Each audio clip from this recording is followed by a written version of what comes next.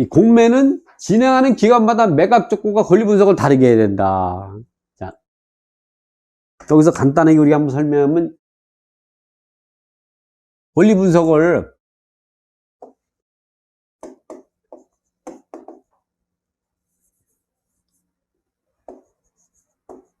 분석은 크게 두 가지로 이게 나눠볼 수가 있어요. 이 소멸주의를 택하고, 소멸주의 그거하고 인수주의를 택하는 게 있어요. 우리가 소멸주의하고 인수주의. 여러분이 기본적으로 권리 분석을 알고 있는 경매나 공매는 소멸주의를 인수하는 거예요. 소멸주의는 법정 매각 조건이죠. 그것이 뭐가 있을까요? 법정 매각 조건으로 매각되는 게. 법원 경매나 암산 공매가 있죠. 소멸주의 택하는 거는 두 가지. 법원 경매, 또 압류 재산 공매. 이거는 배당 절차까지 있다는 게 특이한 거죠.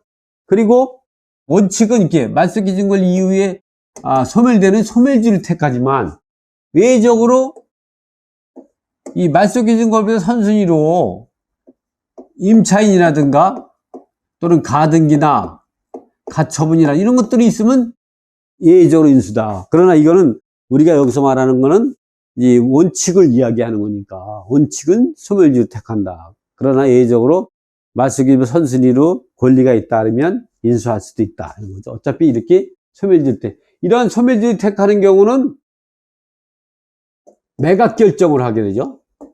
대한민국에서는 매각 결정 방식으로 매각이 되는 거는 이 소멸주의를 택하고 있는, 즉 말소 기준 권리 이후에 소멸시키는 소멸주의를 택하는 법원 경매나 압류 재산 공매만이 매각 결정 방식으로 진행되고, 이 배당과 이 배당이 있다는 거를 이해하시면 돼요. 이 소멸주의 택하는 경우는 권리 분석은 말소 기준 권리를 기준해서 인수냐 이 소멸이냐를 따지고, 이러한 경우는 낙찰받고 나서 7일 이내에 이제 법원 경매는 매각 결정하고, 공매는 낙찰받고서 10일 이내에 다다음 주 월요일 18시 정각에 매각 결정을 하게 되고, 이러한 경우는 배당을 실시한다는 거, 이런 거죠. 이거는 법정 매각 조건이에요. 이건 민사집법에 명시되어 있고, 이거는 국세집법에 명시되어 있는 법정 매각 조건이라는. 근데 이거 이외에는 다 인수해. 소멸시킬 수가 없어요. 자, 국유 재산 공매, 수탁 재산 공매, 유입 자산 공매, 고정 자산 공매. 이거 이외에 이용기간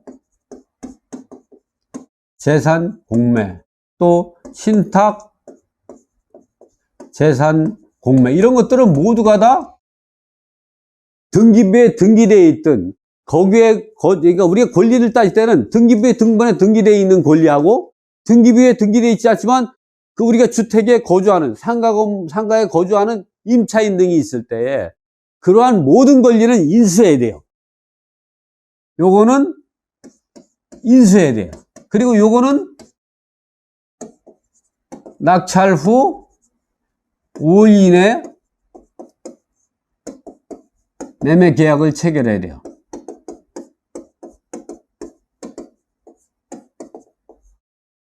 요거는 법원 경매나 암산 공매는 낙찰받고 7일 이내에 매각 결정을 하죠. 이런 공매는 낙찰되고 나서 5일 이내에 매매 계약을 체결해요. 물론 이용기한에 따라서 7일 이내에 매매 계약을 체결할 수도 있고 10일 이내에 매매 계약을 체결하지만 대부분이 이렇다는 거죠. 이렇게 분석한다. 이때에 매매 계약 체결 때 입찰 보증은 계약금이 되는 거예요. 근데 입찰 보증이 5%, 3%짜리도 있거든요. 근데 매매 계약 체결 때는 추가로 10%에 다다를 때까지 추가로 더 납부해야 돼요. 그래야 매매 계약을 체결해 준다. 그러니까 이런 경우는 우리가 말소 기준 권리를 가지고 선순위 인수, 후순위 소멸 이렇게 권리 분석을 하지만, 이런 경우는 이게 소멸되는지 안 되는지 몰라요. 뭘 봐야 되냐? 이런 경우 또는 매각 조건을 철저하게 봐야 돼요. 매각 조건. 이 매각 조건이 어디 적혀 있냐? 공매 공고문. 문에 매각 조건이 적혀 있는데, 이 공매 공고문에는 한 장 반짜리 또는 두 장에 기재돼 가지고 거기에 그거 갖고 잘 몰라요. 그거. 원래 이제 공매 공고문은 수십 년 전부터 나왔던 공매 공고문 그 틀 갖고 그대로 그냥 하기 때문에 용어도 복잡하고, 여기서 이해가 안 되면 누구냐면 공매 입찰 기록, 그리고 세 번째는 공매 담당자가 있죠. 여기서 확인해. 근데 여기서 확인하더라도 공매 담당자도 못 믿어. 왜냐면 공매 담당자가 전문가라고 생각하시면 안 돼요. 그러니까 내가 내 권리는 스스로 지킨다. 이걸 하기 위해서 뭐냐면 내가 직접 공적 장부를 확인해야 돼요. 공적 장부가 뭐냐면 등기부가 있고, 그리고 두 번째는 건축물 대장도 있고, 세 번째는 전입대 열람, 그리고 아파트 관리사무소가 관리비 체납 여부, 다섯 번째는 중개업소 방문해 가지고 그 매매와 임대차 시세를 확인하는 방법으로 이렇게 기본적으로 권리 분석을 해야 된다. 이 정도만 하면 완벽해요. 아마 이게 공매 담당자한테 물어보기만 해도 거의 이제 95%는 끝이 난다고 봐야 돼요.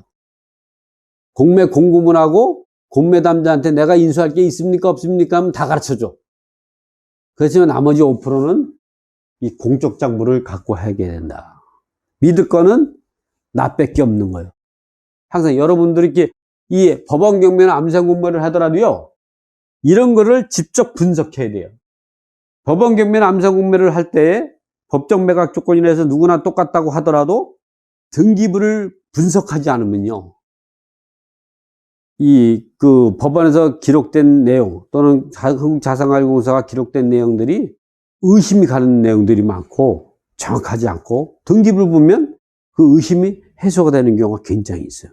그래서 항상 여러분들은 이걸 달고 살아야 돼. 특히 여기서는 등기부하고 관리비 연체 내역, 그리고 전입세 일람. 전입세 일람은 왜냐면 법원 경매, 암산 공매, 그리고 공매가 진행되면요, 전입세 일람 같은 경우는 이미 6개월, 1년 전에 발행이 된 거예요. 근데 그 이후에 얼마나 많이 바뀌었겠어요. 마음만 먹으면. 그 전입세 일람은 이 기록에 있는, 공매 기록에 있는 전입세 일람만 확인하면 안 되고요, 입찰 들어가기 2, 3일 전에 꼭 반드시 다시 떠봐야 돼요. 그리고 내가 낙찰 받았다면 잔금 납부하기 전에 반드시 또 떼어봐야 돼. 왜냐면 그 사람을 상대로 있는명의 시청해야 되니까. 물론 공매는 있는명이 없으니까 명도소송을 해야 되지만, 그리고 정기정군지 가처분도 해야 되잖아요. 이게 권리 분석이다. 그 나머지는 여기 제가 글로 남겨놓은 걸 보시면 돼요.